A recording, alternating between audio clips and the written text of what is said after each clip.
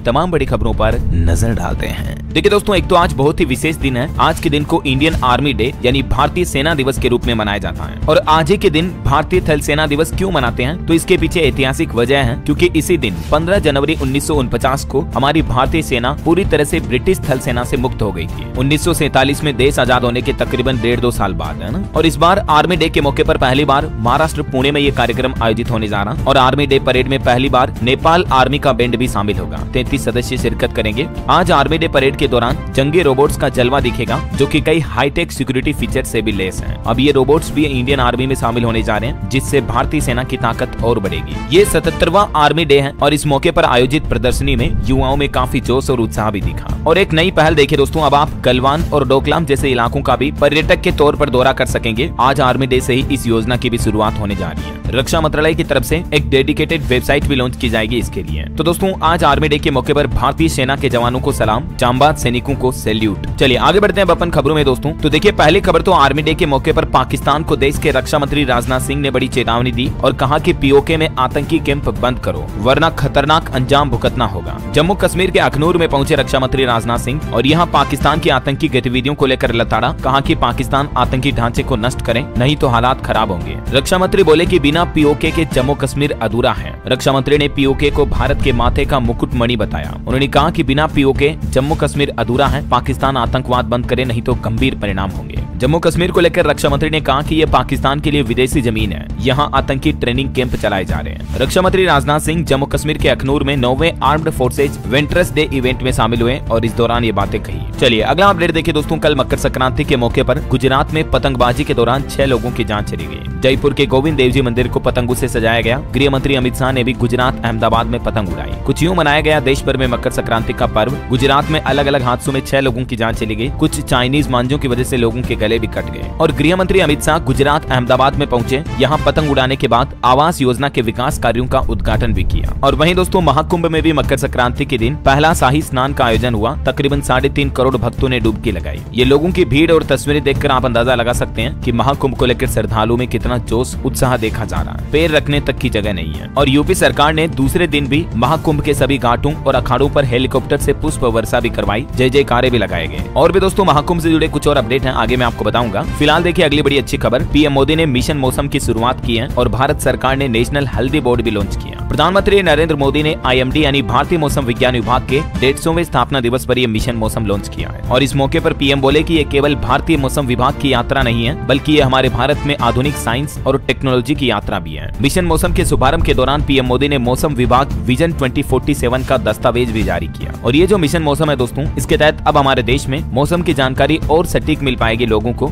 खास करके किसान भाई लोगों के लिए मिशन बहुत ही फायदेमंद होगा। पीएम बोले कि आज व्हाट्सएप पर भी मौसम का अपडेट मिल जाता है। 10 सालों में साइक्लोन से जनहानि बिल्कुल 0 हुई। पहले हजारों लोगों की जानें चली जाती थी, जिसे नियति कहकर टाल दिया जाता था। तो ये कुछ प्रधानमंत्री ने मौसम विभाग के स्थापना दिवस के मौके पर बातें कही। इसके अलावा पीएम ने कहा कि अब भूकंप की चेतावनी देने वाला तंत्र भी विकसित करने की जरूरत है हमारे भारत में। पीएम मोदी ने मौसम वैज्ञानिकों को ये भी सलाह दी। और वहीं खबर देखिए आप, केंद्रीय वाणिज्य मंत्री पीयूष गोयल ने राष्ट्रीय हल्दी बोर्ड का गठन भी किया और अगले 5 सालों में हल्दी का उत्पादन दुगुना करने का लक्ष्य रखा है। साथ ही हल्दी के निर्यात को बढ़ावा देने और अंतर्राष्ट्रीय बाजार में भारतीय हल्दी के मार्केट को बढ़ाने के लिए नए अवसर तलाशने के प्रयास करने का भी वादा किया उन्होंने। तो ये भी किसान भाई लोगों के लिए एक अच्छी बात है, सरकार का प्लान है। चलिए अगली बड़ी खबर देखिए दोस्तों। देश के सर्वोच्च न्यायालय सुप्रीम कोर्ट का अहम फैसला। केंद्र में डेपुटेशन पर सर्विस करने वाला राज्य कर्मचारी सेंट्रल सर्विस पेंशन का अधिकारी नहीं है। और सुप्रीम कोर्ट ने ये फैसला सुनाते हुए कलकत्ता हाईकोर्ट का फैसला भी पलट दिया। ये मतलब कर्मचारियों की पेंशन को लेकर सुप्रीम कोर्ट की तरफ से सुनाए गए पूरे फैसले की जानकारी भी आप देख सकते हैं स्क्रीन पर। जबकि इससे पहले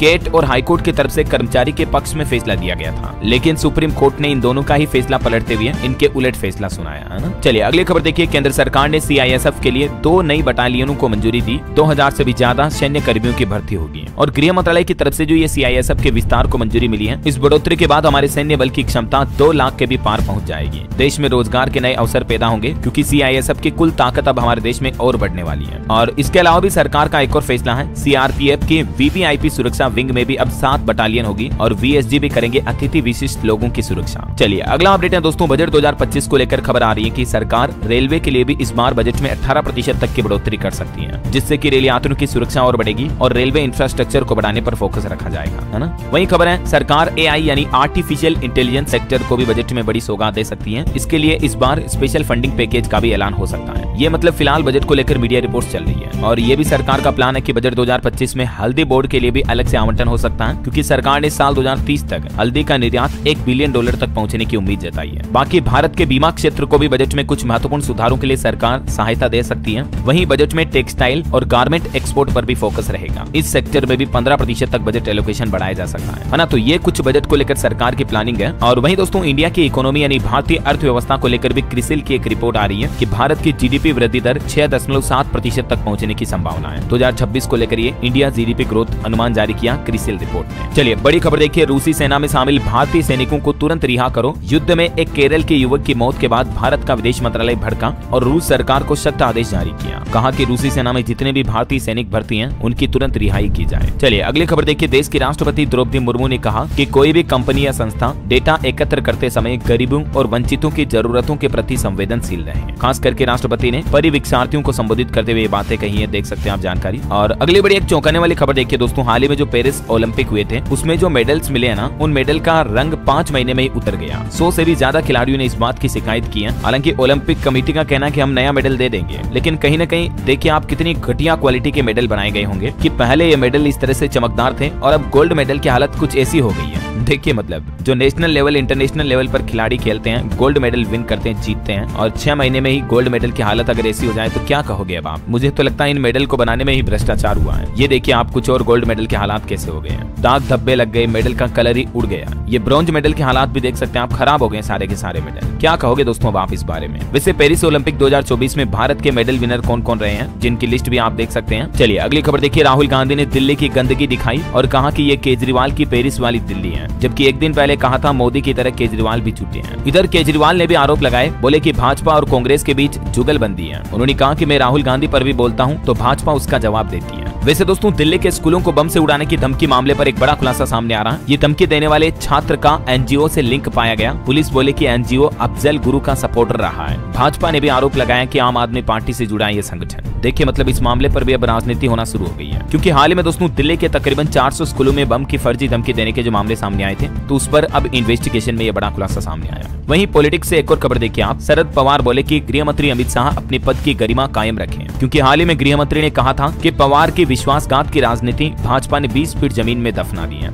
तो इसी का जवाब देते हुए शरद पवार ने वापस ये बातें कही। वहीं महंगाई दर पर खबर आ रही है, दिसंबर में थोक महंगाई दर बढ़ी है और अभी ये लगभग 2.5% के करीब पहुंच चुकी है, 2.37%। बताया जा रहा है कि आलू, प्याज, अंडे, मांस, मछली और फलों वगैरह की होलसेल कीमतों में बढ़ोतरी हुई है। यही वजह है कि ये थोक महंगाई दर में बढ़ोतरी देखने को मिली, जो कि नवंबर में 1.89% पर ही थी। मतलब कहीं न कहीं देखा जाए दोस्तों तो हमारे देश में दिनों दिन महंगाई और ज्यादा बढ़ती जा रही है। आखिर इतनी महंगाई क्यों बढ़ रही है, क्योंकि अब थोक महंगाई से भी लोगों को बड़ा झटका लगा। दिसंबर में बड़ा उछाल देखने को मिला। वहीं खबर है दोस्तों की ईंधन और बिजली की मैन्युफैक्चरिंग में भी दिसंबर में गिरावट देखी गई। दिसंबर में पाम तेल का आयात भी 41% तक घटा है। कुछ मैन्युफैक्चरिंग और इंडस्ट्रियल ग्रोथ में भी कमी आई है। ये भी कुछ वजह है कि महंगाई बढ़ रही है। और इसके अलावा डॉलर के मुकाबले रुपये में तो लगातार गिरावट जारी है। इस वजह से भी कुछ विदेशी वस्तुएं महंगी हो रही हैं, जरूरत के सामान बढ़ रहे हैं, है ना। हालांकि रिटेल महंगाई दर में थोड़ी गिरावट देखने को मिली है। कल ही मैंने आपको बताया था अपडेट, बीते महीने दिसंबर में रिटेल महंगाई दर घटकर 5.22% पर पहुंच चुकी है, जो कि इससे पहले नवंबर में 5.48% पर थी। चलिए अगली बड़ी खबर आ रही है, एक देश एक चुनाव को लेकर इलेक्शन कमीशन के पास वेयर हाउस की बहुत कमी है, क्योंकि अगर देश भर में एक साथ चुनाव होते हैं तो अब ईवीएम रखने के लिए भी 800 अतिरिक्त वेयर हाउस की जरूरत पड़ेगी। जेपीसी ने अपनी ये रिपोर्ट भी चुनाव आयोग को भेजी है ना। और वहीं खबर देखिए दोस्तों, जम्मू कश्मीर के LOC के पास लैंड माइन ब्लास्ट हुआ, जिसमें हमारी सेना के 6 जवान घायल हो गए। घुसपैठ रोकने के लिए लगाई गई थी बारूदी सुरंगें, पेट्रोलिंग के दौरान गलती से सैनिक का पैर लैंड माइन पर पड़ गया। जम्मू के राजौरी LOC का ये मामला है। चलिए खबर है, आसाराम बापू 11 साल बाद जमानत पर बाहर आएंगे, क्योंकि अब उनको जोधपुर में नाबालिग से रेप मामले में भी राहत मिली है। हाईकोर्ट से भी अंतरिम राहत मिली जमानत के तौर पर। चलिए अगला अपडेट आ रहा दोस्तों, कोरोना जैसे चीनी वायरस को लेकर देखिए आप, HMPV का एक और केस सामने देखने को मिला है। और अभी हमारे देश में इस तरह के HMPV वायरस के कुल 18 केस हो चुके हैं। पंडुचेरी में एक और बच्चा पॉजिटिव पाया गया और इसके बाद पंडुचेरी में भी अब तक कुल 3 केस हो गए हैं, जबकि गुजरात में सबसे ज्यादा 4 मामले हैं इसके। ये पूरी लिस्ट आप देख सकते हैं दोस्तों। अभी HMPV के 18 केस कहां किन किन राज्यों में पाए गए, किस किस तारीख को, ठीक है। और बाकी ये HMPV ह्यूमन मेटान्यूमो एडेनो वायरस के लक्षण क्या है, इसके फैलाव, खतरे और बचाव के इलाज के बारे में भी जानकारी मैंने आपको पहले से बता रखी डीएलएस न्यूज चैनल पर। केंद्र सरकार ने भी इस पर एडवाइजरी जारी की है कि आपको क्या करना है क्या नहीं करना है, तो इन बातों का जरूर ध्यान रखें, ठीक है। और एक बड़ी खबर तो ये दोस्तों कि एचएमपीवी के बाद अब हमारे देश में एक और नया वायरस आया है और इस वायरस के संक्रमण की वजह से लोगों के बाल झड़ रहे हैं, मतलब लोग गंजे होते जा रहे हैं। जी हाँ, लिटरली दोस्तों डर लगने वाला इस तरह का रहस्यमय वायरस भी अब फैलने लगा है। मीडिया रिपोर्ट्स के मुताबिक महाराष्ट्र के बुल्डाना जिले में लोगों ने असामान्य और विचित्र